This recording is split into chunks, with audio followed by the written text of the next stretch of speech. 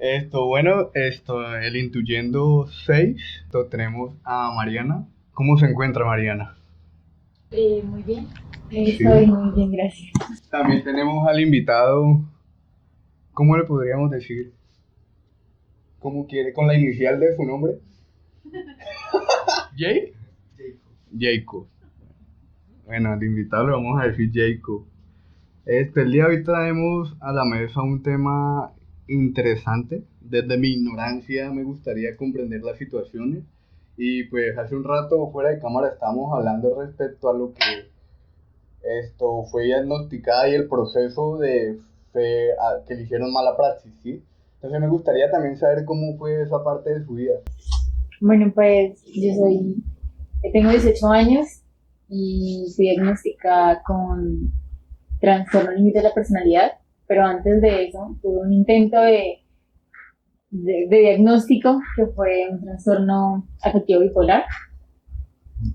Se confundieron como en mis síntomas, que son muy parecidos los dos trastornos y me diagnosticaron pues algo que en realidad no tenía.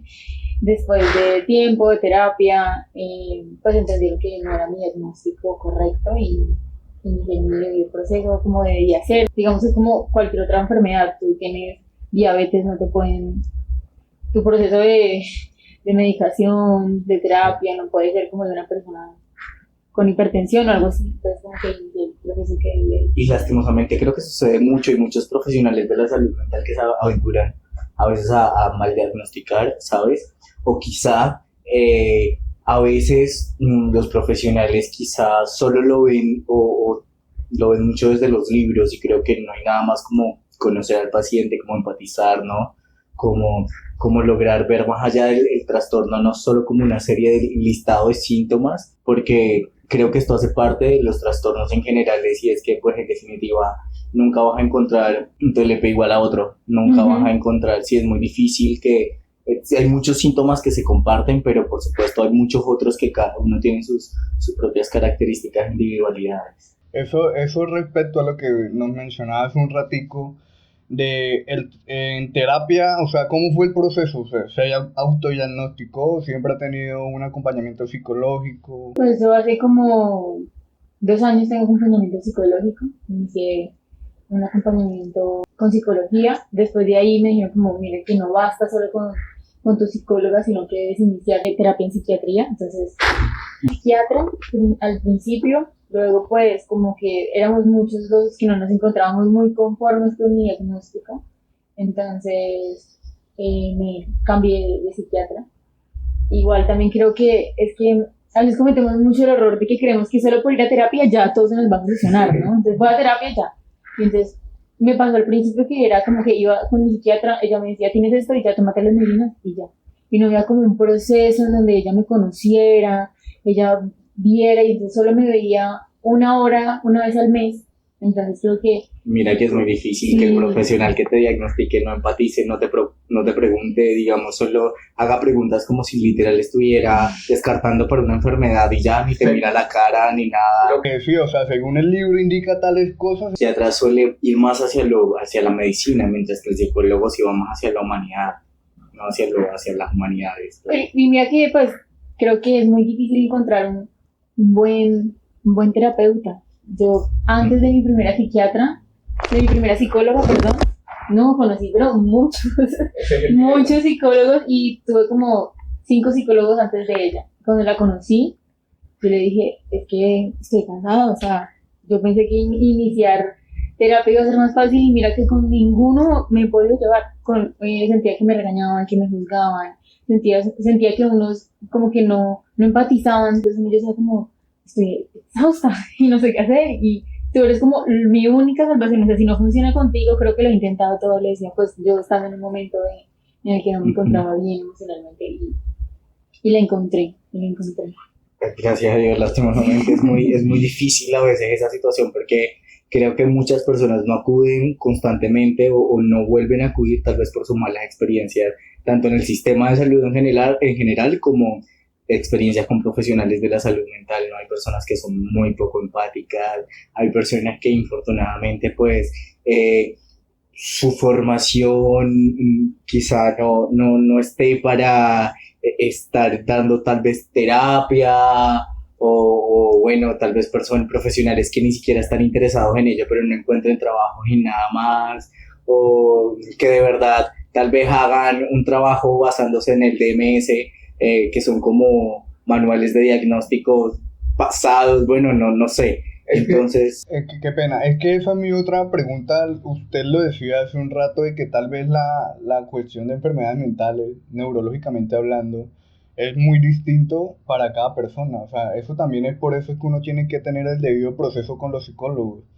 Entonces eso es también algo que me llama la atención, de qué forma usted al estar de pronto en ese proceso de terapia con el psiquiatra, o sea, cuando se le autodiagnosticó, mm, con qué emoción o en su situación, de qué forma tomó el diagnóstico cuando se le dio.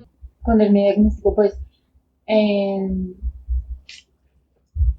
mire que cuando, pues yo desde muy pequeña he tenido síntomas como depresivos, me he tenido crisis ansiosas, pero en ningún momento duda. Entonces tú tienes como un sinsabor de qué es lo que te está pasando. Entonces tú ves tu entorno y tú dices, yo creo que al resto no le pasa lo que a mí me pasa. Es una frustración constante de no saber por qué siento esto, por qué me pasa esto. Y yo creo que hacemos como, a mí me pasaba que yo buscaba mucho en internet, entonces claro. no, yo creía que yo tenía todos los problemas de salud mental, todas las enfermedades las tenía yo, según Google. Me pasó por lo Pero cuando fui diagnosticada con TLP, pues el trastorno límite de la personalidad. ¿Sorprendió? ¿Se abrumó? O sea, las siglas fueron fuertes. O... Sí, pues yo creo que descansé porque venía de descansar mucho, porque venía, como te digo, de esta angustia, y porque también venía de un diagnóstico con el cual no me sentía, que era un trastorno afectivo bipolar. Dice, es que yo no me siento bipolar, es que yo no me veo, o sea, no siento que eso sea lo que me pasa. El problema mal diagnóstico puede ser. Entonces, claro, cuando me diagnostican trastorno límite de la personalidad, descansa. Además que cuando me diagnosticaron, yo compartía el espacio con otras personas que sufrían lo mismo. Entonces fue como, wow. Fue más llevadero. Exacto, fue más llevadero. Creo que el círculo de apoyo ayuda mucho, las personas que están a tu alrededor ayuda muchísimo, porque creo que no sé si de pronto podamos, de que tú estás hablando de eso, hablar del diagnóstico de buena primera no es tan fácil, ¿no? Como que los tabúes que existen, los estigmas, la discriminación hacia en general los trastornos y la salud mental, lleva a que uno ni siquiera lo comparta a veces ni con las parejas, y muchas de esas cosas llega a ser difícil, pero creo que el diagnóstico, al menos en lo personal y en la mayoría de personas que he conocido, no es algo que por supuesto genere alegría, porque pues digamos que bueno, hay alguna razón por la que esto está con nosotros y ya, pero tampoco, pero sí genera un alivio de alguna manera, porque dices como que a mí me dijeron que había algo mal en mí, yo me sentí todo el tiempo extraño, yo creí que era yo creí que había algo mal, pero resulta que pues sí soy yo, pero no soy yo directamente. Entonces pues eso creo que sí alivia. Mira que tú sientes, pues primero cuando me dijeron como tú sufres de un trastorno límite de la personalidad, que yo no lo llamo trastorno límite de la personalidad, sino que, no sé si ustedes sabían, nosotros los seres humanos terminamos de madurar a los 30. O sea, después de los 30, si eres inmaduro, no maduraste en la etapa que era. Entonces, mi personalidad no está forjada al 100%. Los menores de 30 años que sufren o padecen este trastorno, pues no tienen un trastorno límite de la personalidad, sino rasgos límites de la personalidad. Porque, exacto, la verdad, este trastorno, te digo que cuando me lo diagnosticaron, yo no lo conocía. Y creo que ese es otro de los problemas del mundo, o sea, no solamente en Colombia, sino que creo que en muchas partes del mundo pasa lo mismo. Tenemos una ignorancia terrible en este ansiedad o depresión. Sí. Y lo peor es que nos encanta autodiagnosticarnos y decirnos que yo sufro de depresión. No, es que yo pasé mucho tiempo de mi vida pensando que era una persona depresiva y ya, y en realidad no. Y cuando me diagnosticaron me dijeron como, tú no eres la única que lo sufre. Y sí, y eso también alivia. Eso alivió muchísimo, saber que no eres el único que se siente así, que no eres el único con esto. Es como si no te sientes solo, sin tener compañía. O sea, como que sí, pues no están ahí las personas, pero sientes que no estás solo en el mundo porque hay más personas que sufren de esto. ¿Y tú crees que empodera conocer el diagnóstico? Bueno, alivia, pero empodera. Pues mira que, no sé, creo que es un proceso muy, muy difícil, porque todo el mundo cree que cuando inicias terapia ya todo está solucionado. Y para mí, desde mi experiencia, creo que fue muchísimo más duro. Decir como, ya no sé cómo, ya sé lo que tengo, voy a luchar con, no, sino que ya sé lo que tengo y se vienen ahora muchas cargas encima. Y muchas no podré evitarla. Exacto. Entonces como que ya cuando tú aceptas la ayuda, cuando tú aceptas intentarlo, viene contigo, tu familia, tus amigos. Entonces, retroceder implica para ti que tu familia retroceda también contigo, que tus amigos, que entonces es como no sé, digamos que se empodera. Yo creo que no lo llamaría empoderar, ¿cierto? Pero lo llamaría como que ahora sientes que perteneces a algo, ¿cierto? Que ya no estás como en la nube de no saber lo que me pasa, sino que ahora sé que tengo como que hace parte de tu identidad, o sea, como que te conoces más. Sentirse comprendido. Eso. A mí me causa, o sea, a los escucho hablando y sí es abrumador, porque lo hablábamos en el podcast pasado, de que según los cánones que nos indica la sociedad, cuáles son los comportamientos con los cuales nosotros estamos estructurados, y en el momento en el que ustedes tengan un proceso de terapia, es desconstruir todo eso que ha hecho la sociedad y empezar de cero a construirse ustedes mismos para desarrollar la personalidad. O sea, fue un dato muy interesante el tema de la personalidad, porque comúnmente creemos que ya tenemos la personalidad desarrollada a los 18 o 20 años, cuando se nos dificulta tener ciertos aprendizajes. Que ni nuestro cerebro está desarrollado. Sí, 100%. Y mira que sí es muy difícil eso que tú dices de construir. Destruyes para construir. Porque en mi proceso, pues para los que no conocen, el trastorno límite de la personalidad habla de que tus emociones, tus sentimientos, los sientes al límite. Entonces, a mí no me gusta decir comparar el dolor con los demás, porque creo que comparar el dolor es desastroso porque minimizas. Es como yo decir las otras que yo siento más que tú cuando te acababa de morir un perro. Y tú dices como, estás minimizando mi dolor. O sea, que, sí, entonces creo que no me gusta compararlo, pero así se explica el trastorno desde de que sientes particularmente. Sientes de una manera como la gente común no siente. Entonces, por ejemplo, cuando tú estás feliz, pues todo bien porque no solo estás feliz, sino que estás muy feliz. Pero cuando estás triste, entonces estás muy triste. Yo tengo comorbilidad con trastorno límite y creo que es una muy buena forma de aterrizarlo. Creo que todos sentimos las emociones y en algunos momentos hay emociones que se sienten más fuertes que otras. Pero quizá el problema o lo que quizá tiene el trastorno límites es que esas emociones las sientes al límite. La sientes por multiplicado, entonces pues, efectivamente cuando están en estos momentos de euforia, de felicidad, todo es maravilloso porque todo te sale, haces todo perfectamente, haces cosas que no harías en otros momentos, pero cuando estás mal, hasta lo que más te gusta y hasta lo que te suele salir perfectamente, ya no lo vas a hacer. Y mira que cuando te hablabas de lo de la sociedad, a mí me pasaba mucho era que, por ejemplo, yo conocía a alguien y me enamoraba y la gente me decía como, pero no me enamoraba, mejor dicho, me iba a casar con él y yo sentía que eso estaba normal, que la gente me decía como, ¿qué te pasa? No te ilusiones, o sea, nada que ver, y yo, pero claro, entonces, por ejemplo, he terminado una relación, no, mi tía me iba a morir, no quería comer, no quería salir, no me quería bañar, nada, y la gente me decía, no, ya, o sea, que te pase rápido, o sea, como la sociedad te presiona y no te deja vivir el proceso. Yo creo que todos son procesos y mira que el trastorno, aunque yo digo mucho que sentir es fantástico, pero sentir mucho. ¿Qué tan incomprendido ha sido sentir mucho? ¿Sabes? Desde mi papá, que recuerdo que al principio de todo, pues es un hombre mayor, ¿cierto? Que tuvo una educación totalmente diferente, que lleva 50 años con un pensamiento que, pues, diferente al mío. Entonces no entiende que cree que mi tusa se va a pasar con un par de aguardientes y ya salió, porque así lo educaron. Entonces era como, bueno, ya, emborráchese y ya, nomás. Creo que las cosas más difíciles de la salud mental es que justamente es como que, pues, las tenemos, pero o la sociedad quiere hacerte cuenta como si no tuviésemos nada. Como si, sí, ya sabemos que hay una extrañez en ustedes, pero entonces en el público no lo demuestren. Exacto.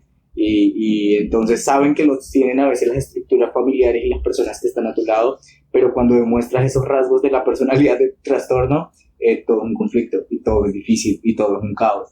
Yo creo que no sé si pasa en tu hogar, pero en mi hogar es muy común escuchar que los agoto, que los canso, que los enfurezco, que ya los tengo, el límite se los paso a ellos, no lo sé.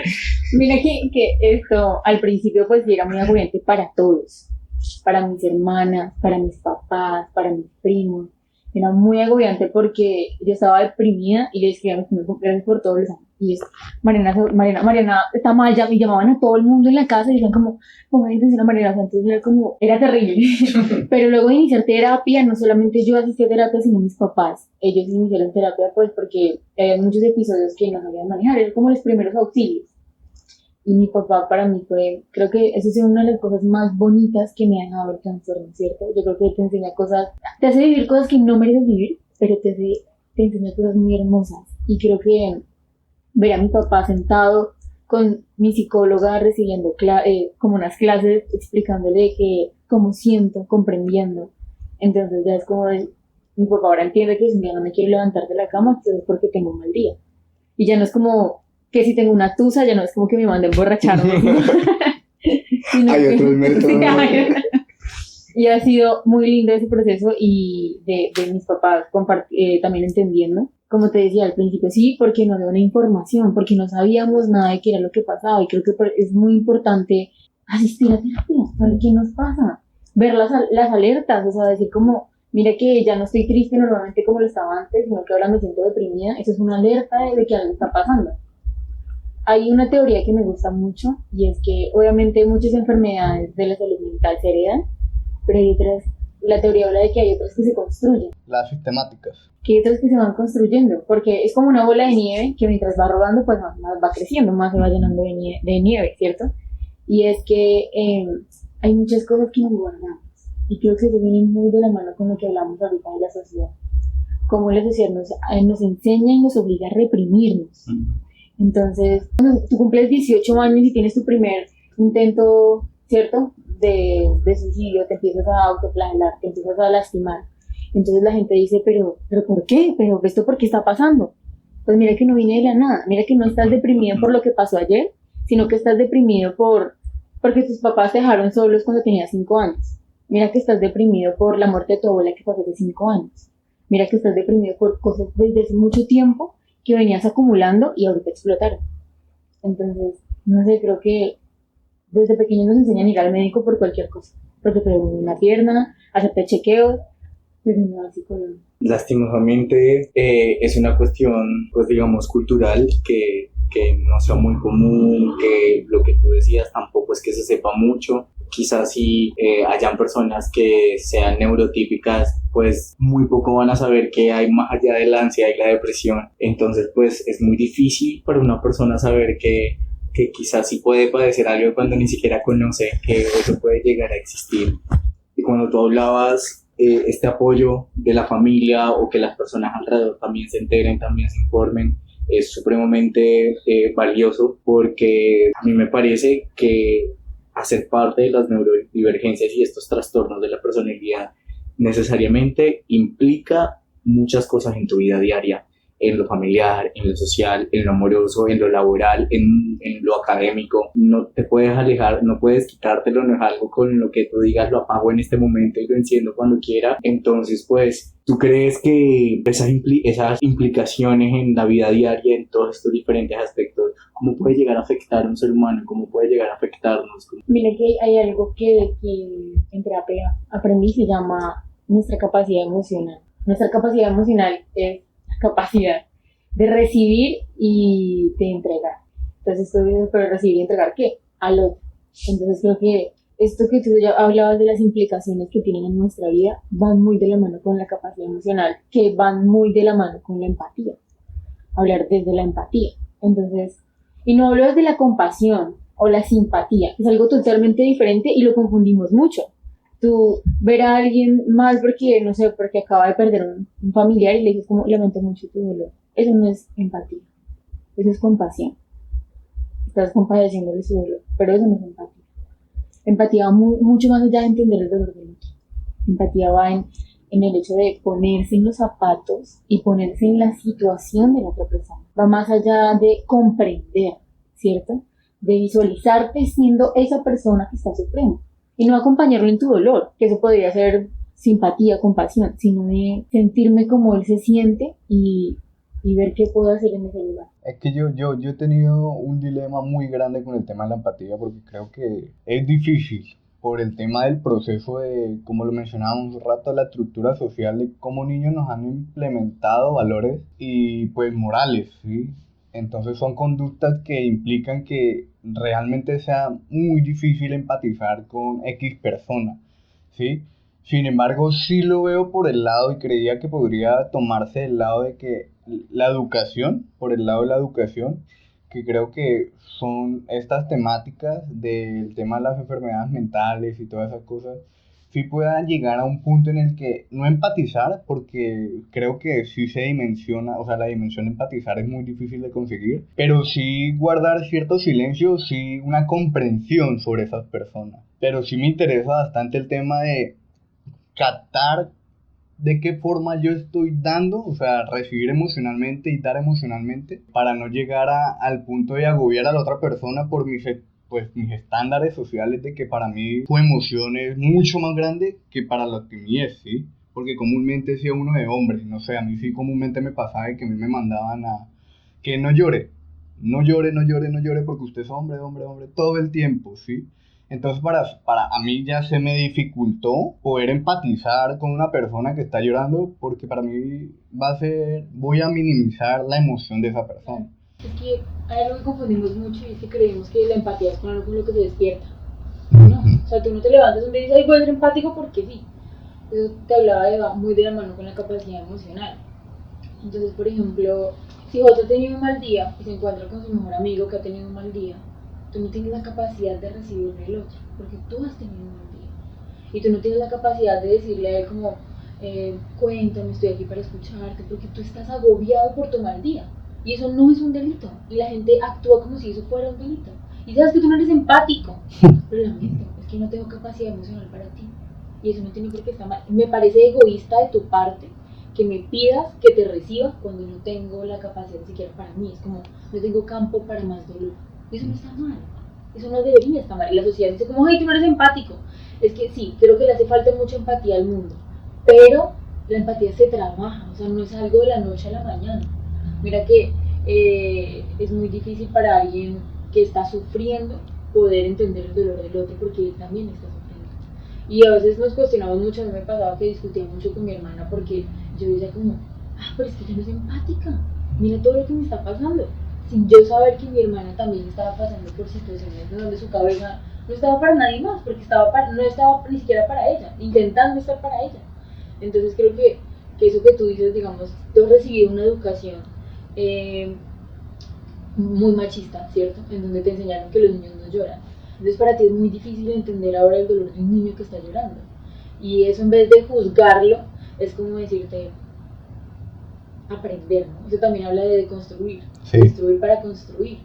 Mira que sí, yo creo que el día que, el día que yo vi a mi papá, un hombre de 50 años, aprendiendo sobre la salud mental, sí, no. Yo dije, yo sí tengo pena en mí. Sí tengo una esperanza.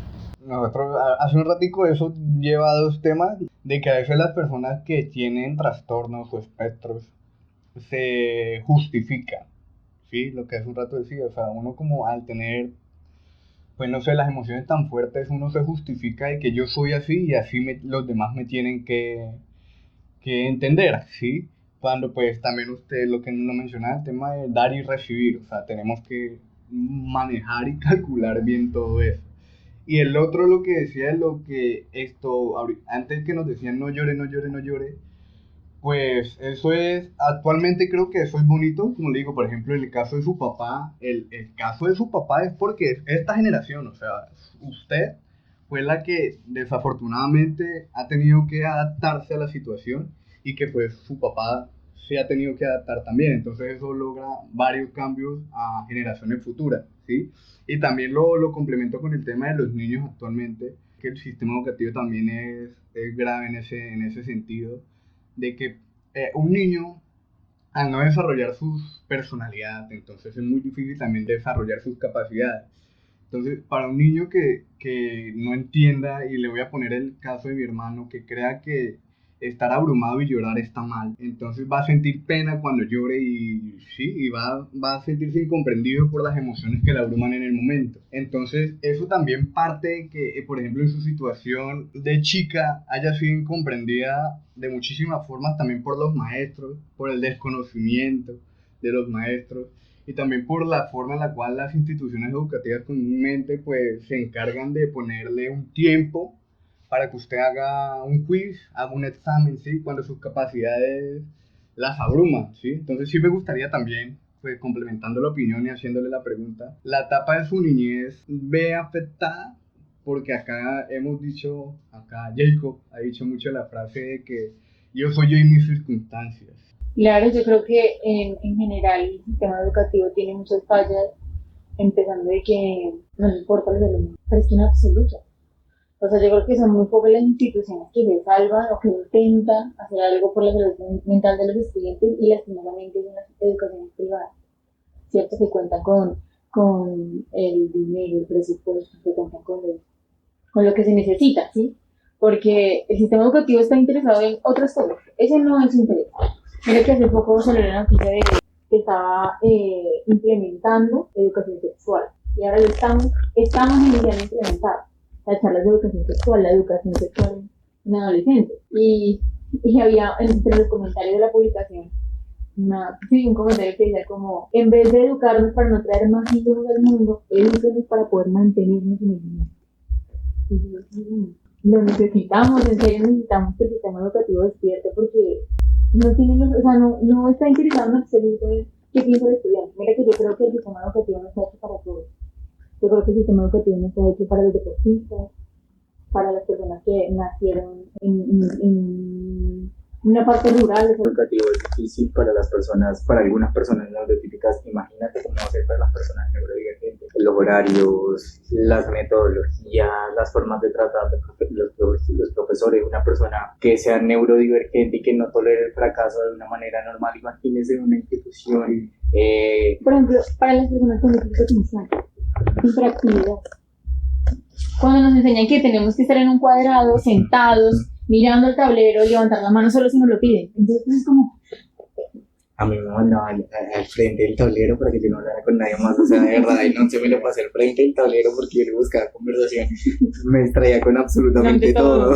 Eso es abrumante, o sea, eso es no darle la libertad. Se supone que un niño tiene que, bueno, a mi parecer, puede tener las libertades suficientes para conocerse. Y así como ustedes los indican que a los niños neurodivergentes le ponen un limitante, nunca se van a llegar a conocer. Va a ser difícil, porque es que en la institución es donde comienzan a obligarnos a dejar de ser lo que somos. Entonces, eres inatento, tienes que obligarte a ser atento, o eres un fracasado o eres un estúpido.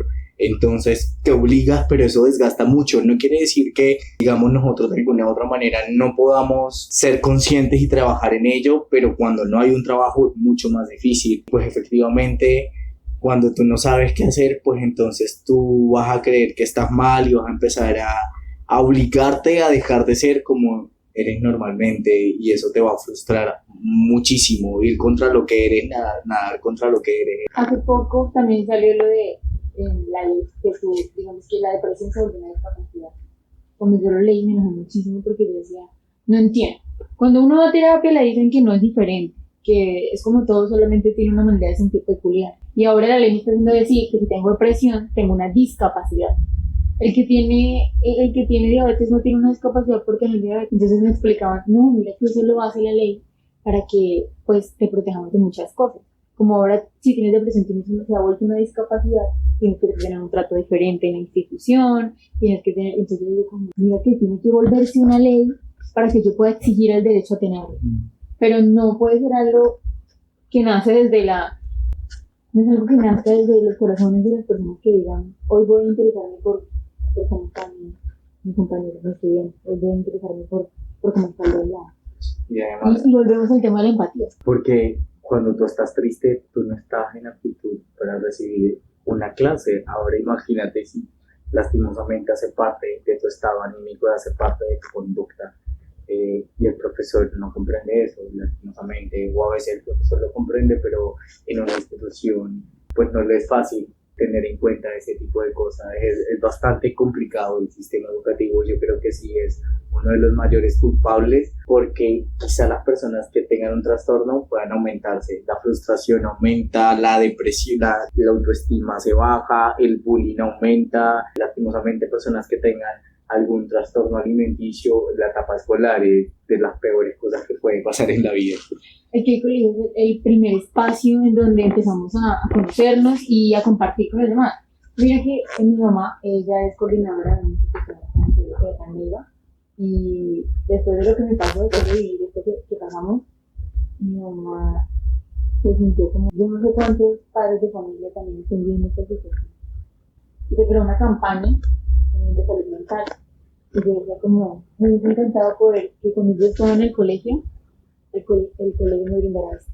Es que esa es la dificultad de empatizar, o sea, a este punto hemos llegado de que para que se hagan las cosas nos tiene que tocar.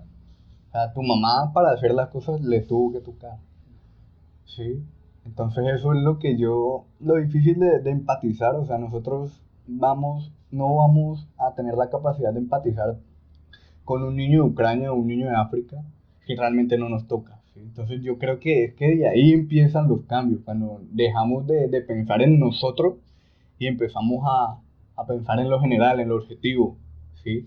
Yo no sé de qué forma ustedes ven la palabra discapacidad, pero a mí se me hace muy excluyente y pues tal vez suene muy duro decirlo, ¿no?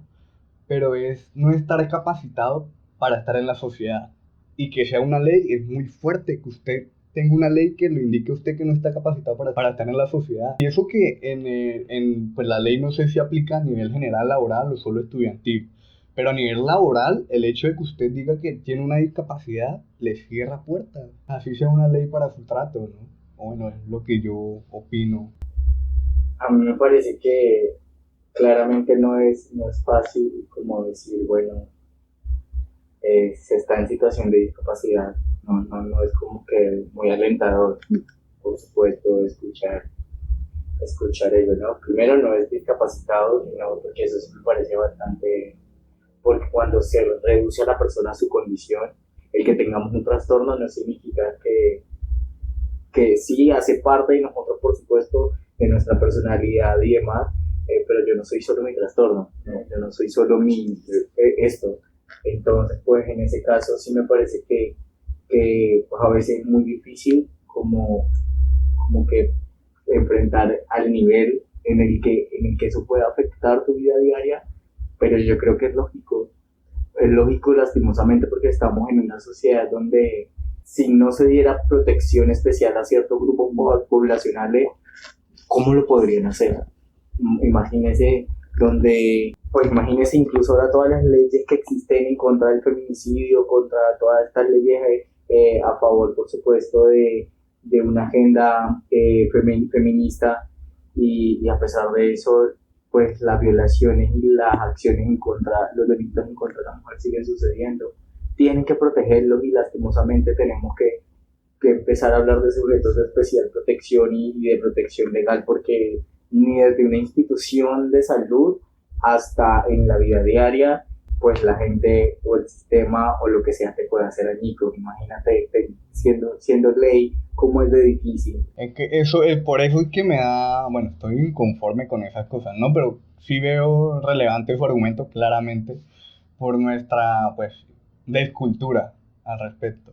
Por eso menciono mucho el tema de la educación, porque si a un niño se le implementan valores, esto puede ser y hablando de salud mental, va a ser muy probable que esos valores que se le hayan condicionado al niño llegue a tratar de forma humana a todas las personas, no porque sea discapacitado, porque tenga un trastorno, es tratar. Que casi siempre cuando nos enseñan los valores, nos enseñan a aplicar los valores a los semejantes a nosotros, ¿no? Casi siempre es así, solo aquel que se parezca a mí es el que le debo aplicar los valores. Entonces, con base en eso muchas veces por eso es que existe el racismo, por eso es que existe la homofobia. Entonces, pues, yo solo empatizo con quienes, pues, con quienes comparto características. Mira que esto no sé, como que hablamos mucho del rol de la educación, ¿cierto? Del sistema educativo. Y creo que muchas cosas de las que estamos hablando deberían recibirse en casa. También. Muchas de las cosas que hablamos deberían iniciar en casa. O sea, el hecho de sentir mi casa un lugar seguro. El hogar es fundamental. Exacto, el hogar es fundamental. El hecho de sentir mi casa un lugar donde no me sienta incomprendida, ¿cierto? Donde no me sienta sin la capacidad de realizar. Creo que todo eso inicia desde el hogar. Y ahorita en el mundo todo el rol se lo tiran al sistema educativo. Y entonces tú vas, dejas el niño en la casa, te vas, vuelves a las 5 por él y ya. Entonces, claro, ahora el sistema educativo tiene un rol muy importante porque desde la casa no enseña valores, desde la casa no le preguntas cómo le fue, cómo se sintió hoy, cómo de preguntarle cuántas horas dejan. Es que para el sistema educativo sería mucho más fácil si desde el hogar pues el trabajo también, digamos, fuese también diferente. El hogar en muchas ocasiones es un detonante.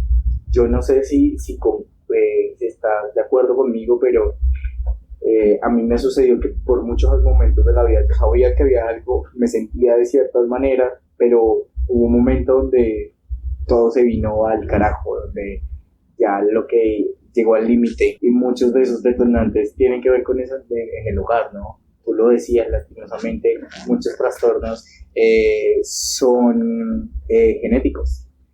Entonces hay razones que es muy probable que en un hogar con una persona neurodivergente hayan padres o algún familiar sea neurodivergente, ¿sí? Es lo más común del mundo. Y así como un detonante, también el hogar, entonces es de lo más fundamental en el proceso durante y posterior a lo que tiene que ver con tu proceso clínico, con tu diagnóstico y demás. Es que eso no se puede acabar. Mira que, como le dijo Jota, yo estoy totalmente de acuerdo que el hogar es un detonante, pero mira que también puede llegar a ser un detonante para cosas positivas, ¿cierto? A mí me pareció algo muy curioso de mi experiencia y fue que yo tenía muchas discusiones en mi casa. Y cuando yo salí de once, yo dije, me voy de mi casa porque es que me voy, o sea, no puedo vivir de mi casa. Y lo decía yo, pues, desde una visión muy egoísta. Cuando me fui a mi casa, cuando empecé todo, yo vivía con mis problemas depresivos, con mis crisis de ansiedad, que yo ya sintiéndome mal, sintiéndome incomprendida y sin me cuenta que el problema no era mi casa. Entonces, yo decía mucho, yo me repetía muchísimo que mis papás no me escuchan, que mis papás no me entienden. Y yo les puedo decir que antes de eso, antes de que pasaran mis episodios, nunca se veía. Y creo que no sé si fue culpa mía por no sentir el apoyo de mis papás, o fue culpa de ellos por no intentar acercarse más a ese apoyo. O sea, no voy a entender, como que creo que el hogar puede ser un detonante en cosas tanto buenas como malas. Y ahora en estos momentos, después de que todos hemos ido a terapia y que entendí que tenía una visión muy egoísta de las cosas, comprendo que el hogar es un detonante tan fuerte que debería trabajarse para hacer cosas buenas. Ahora en estos momentos ellos son los que me mantienen viva. En estos momentos ellos son los que me mantienen para seguir en mi proceso. Mi mamá, mi papá, mis hermanos, mi hermano, todos ellos son los que me mantienen en este proceso de seguir. Entonces por eso les decía yo que el rol que cumple la familia se ha perdido completamente y le hemos entregado ese rol a muchas cosas, al sistema educativo, a los deportes, a los amigos, a los abuelos, a la tecnología, a todo el mundo le hemos entregado ese rol. Es que a mi hijo le voy a poner solo programas donde no digan groserías para que él aprenda que no se debe decir. Es lo que tú debes enseñar, mamá. ¿Qué tú debes decir? Es que a mí, no sé si ustedes vieron la serie, Jeffrey Dahmer, trata de un asesino serial y que existió en la vida real y que en el rol de la serie tienen una postura de que él es incomprendido y también abarcan mucho el tema de que en el sistema se le atribuye de que todos los problemas que tiene un niño es por consecuencia de los padres, ¿sí? Entonces por eso a veces sí también hay que tener en claro de que es muy difícil llegar a dar con la circunstancia del detonante positivo o negativo, porque como lo mencionaba, es muy difícil para uno llegar a saber si estas circunstancias que tengo en este momento fue o condición del hogar o condición de la institución. O mía, O mía, Es que llegar a desconstruirse para construir es muy complicado. por eso el diagnóstico puede llegar a ser difícil también porque no es tan exacto, no estamos hablando del recuerdo, qué tanta confianza le tenemos a los recuerdos, ¿no? Justamente estamos hablando de trauma, cuando hay trauma los recuerdos suelen estar más alterados. Sin embargo, mira que yo pienso que ahora que hablamos, que me tocó el tema de los traumas, yo creo que yo desde la posición de una hija con 5 hermanos, creo que toco otra vez el tema de la empatía para decir que tanto nosotros como ellos empatizamos con nuestros padres, ¿sabes? Todo el tiempo le tiramos la culpa a todos, decimos, no, es que es culpa de mis papás, tengo tantos traumas por culpa de mi mamá, es que soy así de loca por culpa de ellos, porque no es así. ¿Y qué tanto empatizamos con ellos? Que nadie, primero, nadie les enseñó a ser papá, aunque tuvieran la responsabilidad de hacerlo. Segundo, creo que también tienen que ver mal. Y nunca entendimos eso. Yo inicié el podcast por estas conversaciones que suelen ser incómodas, ¿sí?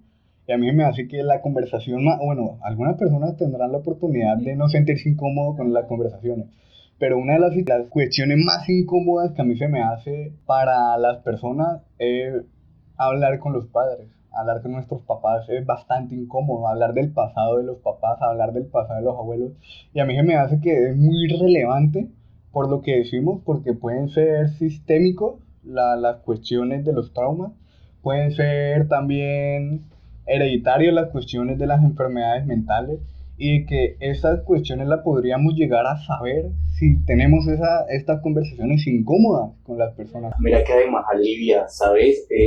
Por ejemplo, yo siento que cuando dejamos de culpabilizar, ¿sabes? Y de responsabilizar, comenzamos a comprender que detrás de todo lo que dicen, detrás de sus maneras, detrás de absolutamente todo, también hay sus propios traumas, hay sus propios monstruos, hay sus realidades difíciles con obstáculos que nunca vamos a conocer, y vamos a aliviarnos tanto porque vamos a comprender que puedan generarse por cosas que digan y hagan, puede llegar a aliviarse con solo pensar en no me lo hizo a propósito, mire toda la historia que tiene, ¿sabes? No significa que no me haya lastimado, pero mire toda la historia que tiene, eso no soy yo, no lo hizo por hacerme daño a mí, no lo debo tomar personal, quizá cometió ese mal acto, fue una mala persona, quizá cometió un error, y sí hubo un daño, pero mira todo lo que hay detrás, y nos comenzamos a aliviar cuando dejamos de culpabilizar y dejamos de decir esto es personal y porque a mí, y más bien comenzamos a enfocarnos más en la sanación y en construir una comunicación. Tienen éxito si hay una buena comunicación, cualquier tipo de relación, ¿cierto? Digamos que la relación debe ser primero mutua y segundo pues constante. Mira que cuando yo discutía mucho con mi papá, al principio pues lo único que hacía era llorar, sentirme mal, sentirme comprendida, sentirme como pues compleja razón. Luego de la terapia, cada vez que discutía con mi papá le decía como, yo sé que de esta discusión aprendes más tú que yo, pero la próxima vez que quieras alzar la voz, deberías tener en cuenta que es una molestia. Nunca jamás en mi vida pensé que iba a tener yo me sentía, pues, no sé si le pongo así como madurez o el carácter para decir eso a mi papá, después de pegar severo grito, decirle como, yo sé que de esta discusión vas a aprender tú más que yo. y con mi papá la relación ha mejorado muchísimo, ¿sabes? Creo que es muy importante aprender a hablar, porque no solo hablar por hablar, sino saber decir las cosas. Mi mamá dice mucho que no es lo que se dice, sino cómo se dice. Y cuando se dicen, también hay que entender que las personas pasan por momentos de límite y que no tiene la capacidad de conversar en ese momento. Lo que decíamos de la capacidad emocional. Sobre todo que, digamos que en ocasiones las palabras o lo que yo quiero decir ni siquiera sea es lo mismo que tú escuches o lo que tú hayas comprendido. Y entonces a veces enojarnos por palabras, a veces es tan banal. Hay peleas que se generan por malentendidos, por suposiciones tan absurdas que pudimos haber evitado. Total. Donde ejerciéramos una buena comunicación. A mí comúnmente me pasa bastante que yo, como soy, creen que soy bastante tranquilo y todas esas cosas, y comúnmente perciben en mí que yo sostengo mucha ira interna, como que ay, yo soporto mucho y que al final voy a explotar. Y no, yo no lo veo así, yo lo veo como que el lenguaje es tan amplio, o sea, los conceptos que usted tiene son tan superficiales y subjetivos, que yo no me voy a enojar o no voy a interpretar lo que usted me está queriendo decir. Entonces, por eso uno, o bueno, en mi caso yo a veces sí abarco el qué, con qué intención, ¿sí? Y ahí es donde uno se da cuenta, la intención no es lastimar o sí es lastimar, ¿sí? Entonces, por eso uno a veces sí, no se tiene que abrumar con el lenguaje. Mire que lo neurodivergente de la intención a veces, es que viejo, hay cuestiones que a veces dentro de lo neurotípico se toma doble sentido diferente en cuanto a lo neurodivergente.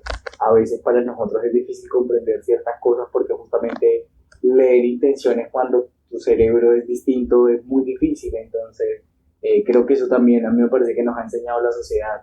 A veces cuando me dicen que quieren ciertas cosas o de cierta manera, uno ya sabe cómo se hacen, pero porque ya toda la vida le han corregido cómo hacerlas, y a mí me parece que tiene que ver un poquito más, quizá más con eso, que A mí a veces sí se me hace que es muy literal, es muy literal. O sea, el ejemplo que usted nos da de su amigo, de que hay personas que tienen cierto espectro, trastorno, y le enseñaron de que tiene que hacer esto así, esto así. Entonces, en el momento en el que, por ejemplo, tú le dices a alguien que tiene un espectro, le dice, no, córrete, y él lo va a tomar literalmente y no se va a correr tantico, sino que realmente va a pasar y se va a sentar lejos porque llega a tomar todo literal. Pero es que mira que yo creo que cuando te hablaba que la empatía era algo que se construye, es porque a mí me pasaba mucho, creo que todo lo hablaba de mi experiencia, ¿cierto? A mí me pasaba mucho de que era una persona muy sensible. Soy una persona muy sensible. es que con el límite. Y todo lo que tú me decías para mí era, ay, no. O sea, tú me decías, ay, bien tonta. Y sí, Sí, o sea, yo sé, no, me insultó, me odia, no soy nada para esa Y persona. esa persona ya lo olvidó. Y esa y yo decía como, y ella me decía como, pero ¿por qué estás raro? Yo, no, es que tú me dijiste que yo era una tonta. Ella, no, o sea, pero ¿en qué momento cuando discutimos? Pero te dije, ay, tan tonta como, ya, deja esa bobada. Y yo, entonces yo creo que dentro de mi terapia me dijeron como, tú no vas a poder cambiar el mundo. Y si el mundo es horrible, es un desastre, ¿sabes? O sea, pero no vas a poder, tú no controlas cómo se comportan las personas.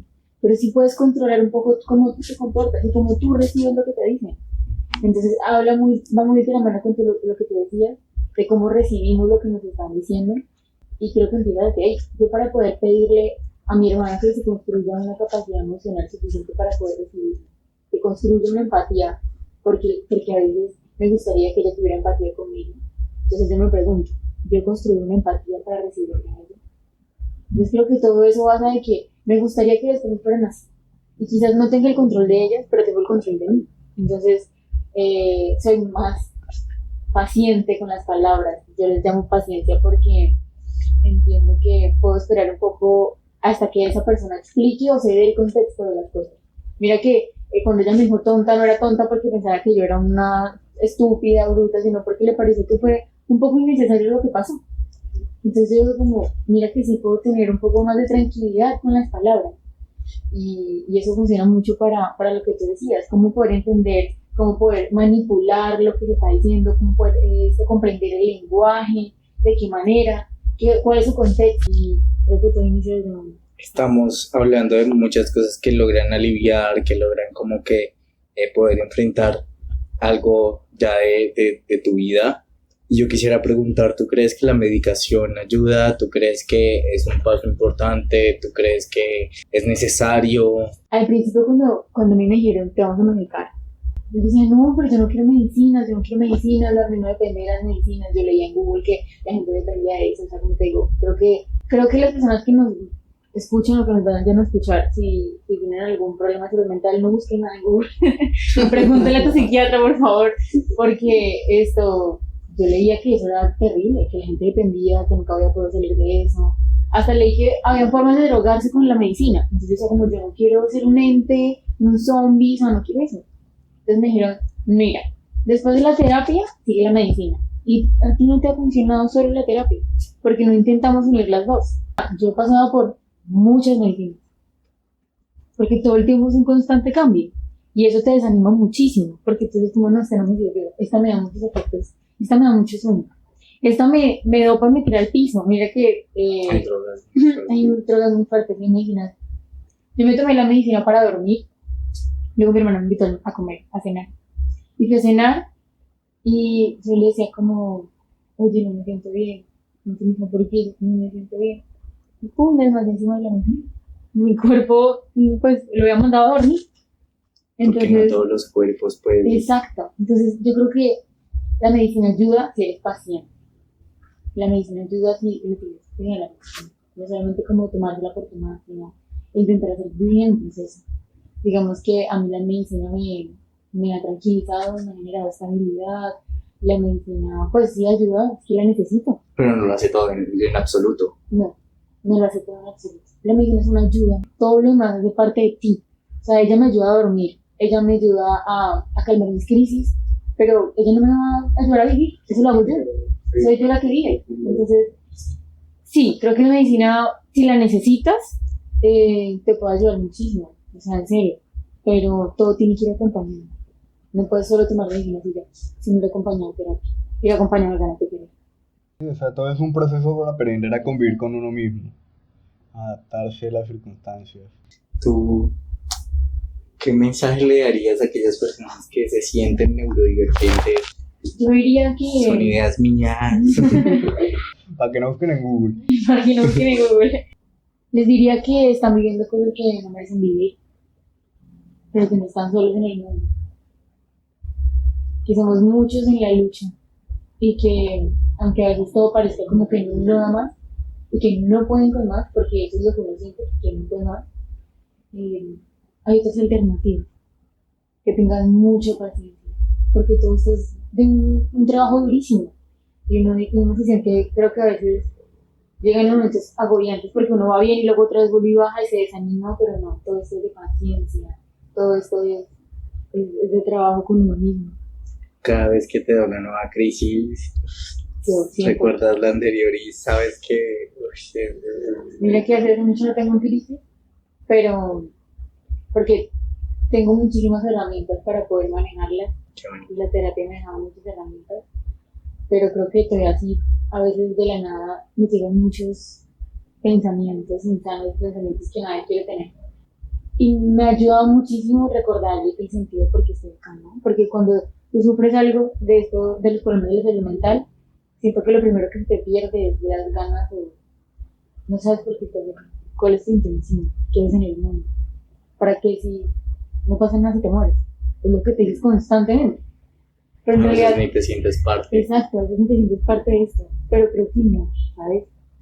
Yo creo que yo estoy acá en el mundo con un propósito y creo que el TLP llegó a mi vida con un propósito. ¿Sabes? Yo creo que, como yo les decía a ustedes, sentir es increíble, pero sentir mucho me ha dado la capacidad de sentir lo que los demás sienten, me ha dado la capacidad de empatizar. Y la gente dice, hace falta empatía en el mundo. Yo tengo eso, ¿verdad? A mí me gustaría poder seguir compartiendo mi empatía. Entonces, creo que el mensaje sería como, no están solos, no, no se rindan, ni que esto es una lucha larga y difícil, pero vendrán cosas buenas, estoy segura que vendrán cosas buenas. Ya, podemos concluir esto. Bueno, entonces ya damos por terminado el podcast. Entonces, muchísimas gracias a usted por haber venido. Esas conversaciones nutren y es interesante, ya es un paso más para dejar de ser ignorante con esos temas. Y nada más que agradecerle a Jacob y a Mariana. Muchísimas gracias. ¿No quiero salir, Jacob?